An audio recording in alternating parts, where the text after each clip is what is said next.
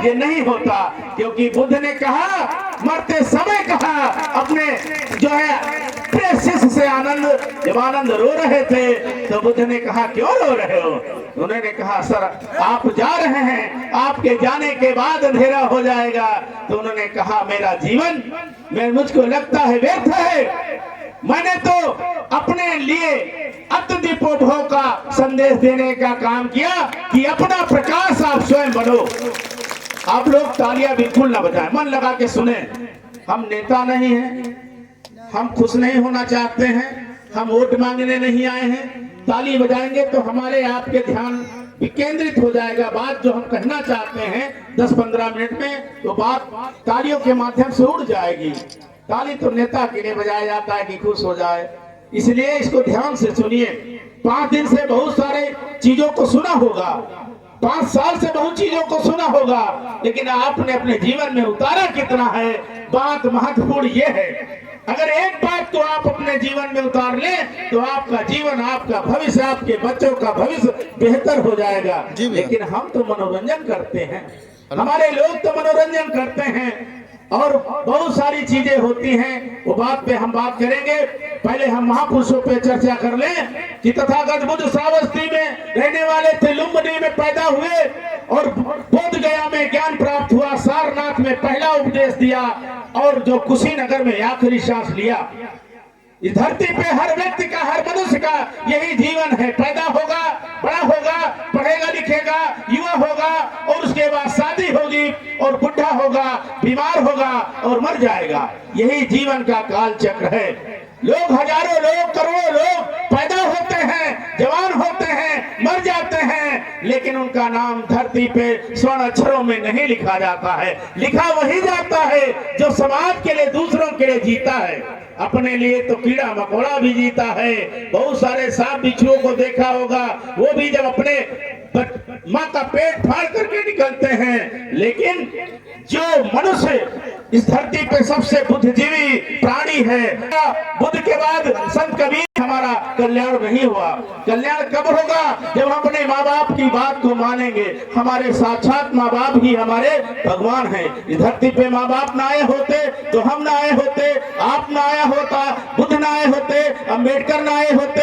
जो भी आया है वो अपनी माँ की कोख से आया है और माँ बाप ने उसको पाल पोस कर आगे लायक बनाया है। जो अपने माँ बाप की बात को नहीं मानता है, स्कूल भेजता है, स्कूल नहीं जाता है, माँ बाप पढ़ने भेजते हैं, पढ़ने नहीं जाते हैं, बीच में भटक जाते हैं, गुल्ली डंडा खेलते हैं, ताश खेलते हैं, दारू शराब की दुकानों पे चले जाते हैं, माँ का कमाया हुआ पैसा पानी की तरह बहाते हैं। तो एक दिन ऐसा आता है जब वो जवान होते हैं, माँ बाप अपनी जिम्मेदारी का निर्वहन करते हुए उनकी शादी कर देते हैं और शादी करने के बाद जब उन पर बोझ आता है और बाबा माँ बाप अगर दिमाग से चले गए इस दुनिया से, तो वो बासी और ताजी रोटी बांध करके लेबर मंडी में जाकर लेबर का काम करने का काम करते हैं। अपने जो है श्रम और हुनर और बुद्धि और मेहनत को 12 घंटा बेच करके 200-300 रुपया कमाने का काम करते हैं। जो लोग अपने माँ बाप की बात मान लेते हैं, महापुरुषों की बात मान लेते हैं, उनके घरों में डॉक्टर, इंजीनियर, वकील पैदा होते हैं, उनका नाम रोशन होता है। आपके गांव में डॉक्टर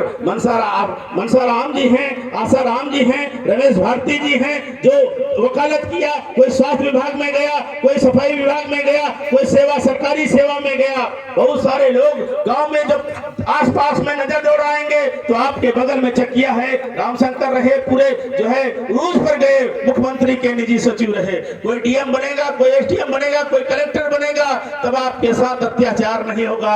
यही बाबा साहब का संदेश था। बाबा साहब ने 4 बच्चों को कुर्बान कर दिया।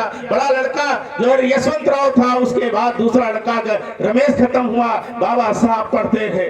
तीसरा लड़का हिंदू खत्म हुई, बाबा साहब दवाई के पढ़ाई कर रहे थे और उन्होंने चिट्ठी लिखा, रामू तुम्हारे तुम्हारे पास कुछ पैसे होना तो भेज देना, मैं भूखो रहकर काम चला रहा हूँ।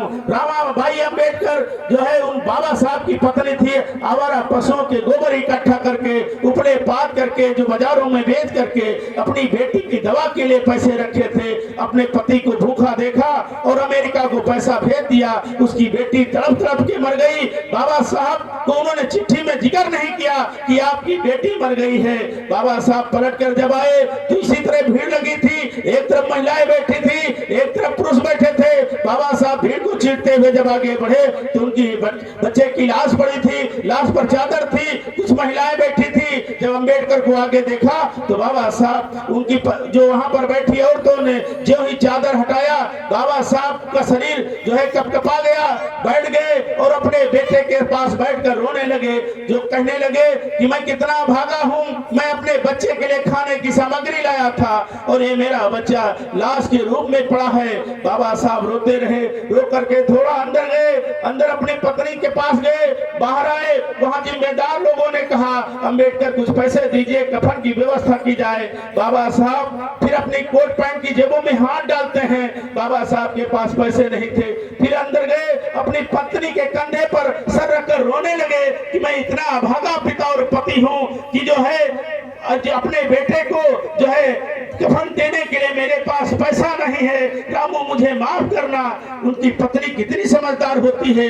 आज तो महिलाएं झगड़ा कर ले, सोना चांदी के लिए झगड़ा कर ले, साड़ी ब्लाउज के लिए झगड़ा कर ले, लहंगा जो है ससुराल मायके जाने के लिए झगड़ा कर रहे हैं, लेकिन रमाबाई अम्बेडकर कितनी समझदार होती है।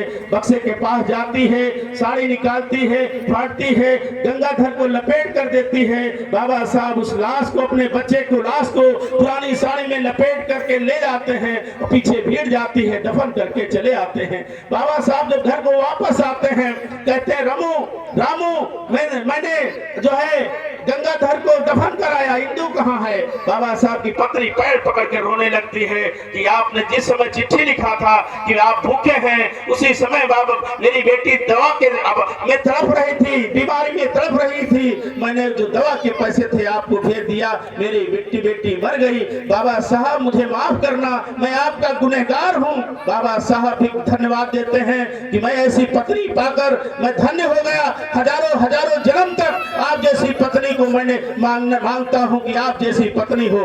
उसके बाद बाबा साहब का आखिरी लड़का जो हमारा राज रतन अम्बेडकर होता है, उस दौर में होता है जिस दौर में बाबा साहब 1932-31 की गोलमेज सम्मेलन के रवाना होते हैं, वो बीमारी में तड़प रहा होता है। बाबा साहब तड़पते हुए बेटे को छोड़कर चले जाते हैं, कहते हैं रामू इलाज करा लेना, यदि मैं आज लंदन नहीं गया तो इस देश में करोड़ों लोगों के अधिकार हक हकूक से वंचित हो जाएंगे। बाबा साहब अपने बेटे को तड़पता हुआ छोड़ के चले जाते हैं। बंदरगाह पे पहुंचते हैं, उतने देर में उनके बड़े भाई पहुंचते हैं, कहते हैं रुको अम्बेडकर तुम्हारा लड़का खत्म हो गया।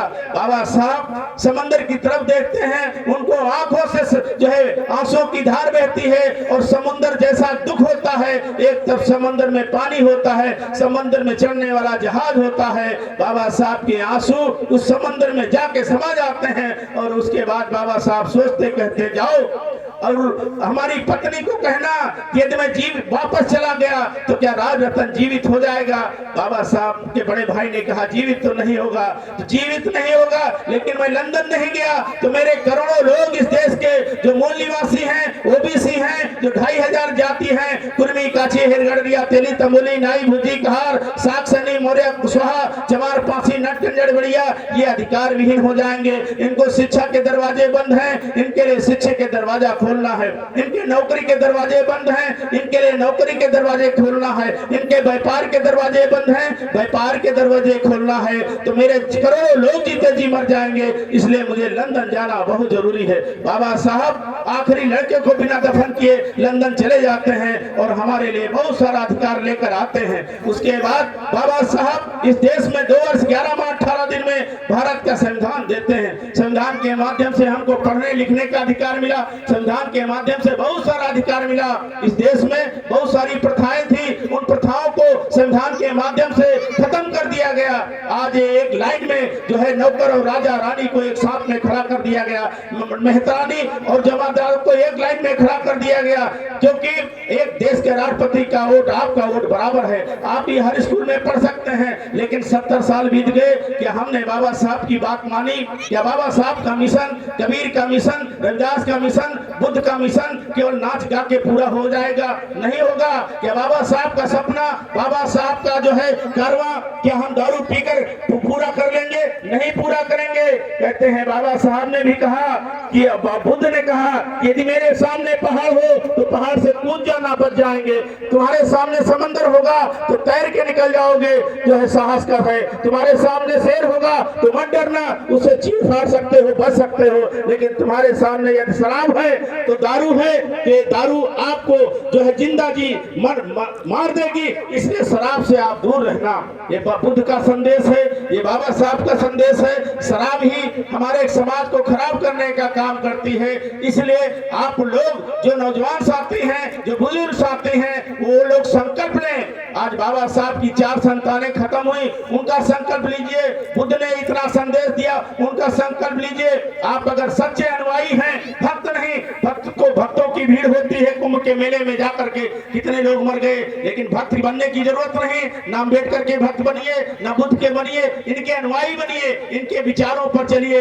और जो क्योंकि विचारों पे ताला और मूर्ति पे माला चलने वाला नहीं। इसलिए आपके जीवन को परिवर्तन करना चाहते हैं, अपने जीवन को खुशहाली लाना चाहते हैं, तो बाबा साहब की बताई हुई बात को अपने जीवन में उतारें। उन्होंने 3 बातें बताई हैं, एक शिक्षित हो, एक संगठित हो, एक संघर्ष करो। संघर्ष भाई बहन से नहीं, संघर्ष पड़ोसी से नहीं, जमीन जायदाद का नहीं। उन्होंने कहा इस देश के तुम राजा थे, इस देश के तुम राजा हो, लेकिन अपने इतिहास को जाकर के पढ़ो और इस देश पे जो है अपने को पढ़ाओ और आगे बढ़ाओ, और इस देश में हुक्मरान बन सकते हो। लेकिन हमारे लोग 70 साल हो गए, लेकिन जो पढ़े वो आगे बढ़े। तो हमारे लोगों से निवेदन है कि सारे लोग पढ़ लिख करके आगे बढ़े। जिस तरह से हमारे बीच में एक रामू वर्मा जी हैं, जो आपके बगल के रहने वाले हैं, मंडोरा के रहने वाले हैं, अर्नो हॉस्पिटल के प्रबंधक हैं, समाज सेवी हैं, और आपके बीच में आते जाते रहते हैं, सुख दुख में शामिल होते रहते हैं। आप इस तरह का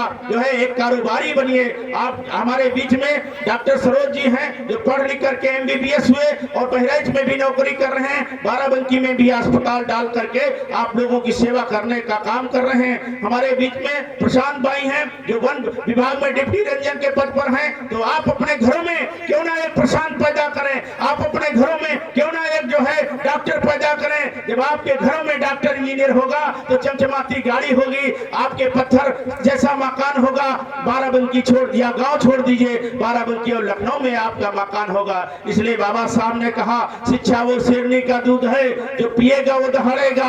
और शिक्षा से ही बाबा साहब 14 भाषा के ज्ञाता हुए, 32 डिग्रियां हुई, और कोलंबिया विश्वविद्यालय में 200 साल का सर्वे किया गया। बाबा साहब जैसा पढ़ा लिखा कोई व्यक्ति नहीं बना। हम बाबा साहब की भक्ति तो करते हैं, बाबा साहब पर जो है जय जयकार करते हैं, लेकिन वही बात है, नारा लगाते हैं बाबा साहब का मिशन अधूरा, 100 ग्राम लगा के करेंगे पूरा। लेकिन इससे 100 ग्राम लगा के आप मिशन नहीं पूरा कर सकते हैं। बाबा साहब का मिशन अधूरा, नाच गा के करेंगे पूरा, ये नाच गा के पूरा नहीं होगा। आप सुनिए, समझिए, अपने जीवन में उतारिए, अपने जीवन को परिवर्तित करिए। बाबा साहब ने हर व्यक्ति के लिए रास्ता खोला। इसीलिए इस देश की प्रधानमंत्री इंदिरा गांधी ने कहा डॉक्टर अंबेडकर न होते मुझ जैसी महिला को प्रधानमंत्री बनने का अधिकार न प्राप्त होता। कौन कह रही? इस देश की इंदिरा गांधी सबसे ताकतवर प्रधानमंत्री कह रही। इस देश के राष्ट्रपति रामनाथ कोविंद ने कहा अंबेडकर न होते तो मुझे राष्ट्रपति बनने का अवसर न होता। द्रौपदी मुर्मू ने कहा अंबेडकर इज माय गॉड। तो जो भी लोग भी बाबा साहब को पढ़े लिखे समझे वो आगे बढ़ गए, और जो नहीं पढ़े नहीं समझे वो आज वहीं पर खड़े हैं। तो धन्य है आप लोग कि इतने मन लगा करके, इतने अपने खून पसीने का पैसा लगा करके इस तरह का सांस्कृतिक कार्यक्रम का आयोजन कर रहे हैं, अपने जीवन में परिवर्तन करने के लिए आयोजन कर रहे हैं। तो हम यहाँ के आयोजन कमेटी को, राहुल बाबू गायक जी को, उनकी पूरी टीम को और यहाँ पर आई हुई जनता को हृदय से नमन बंदन करते हैं। और हमारे जो भीम आर्मी के बहुत सारे सिपाही हैं, जो हमारे विनोद भाई हैं, जो औरंगाबाद के रहने वाले फतेहपुर टीम में हैं, हमारे अंकित भाई हैं जो पकरियापुर के रहने वाले हैं, फतेहपुर की टीम रहीम हैं, रईस प्रधान जी हैं, जो पुराने हमारे 2500 साल पुराने जो है मित्र हैं, कोटवा के प्रधान हैं। ये सारे लोग आपके बीच में इसलिए आते हैं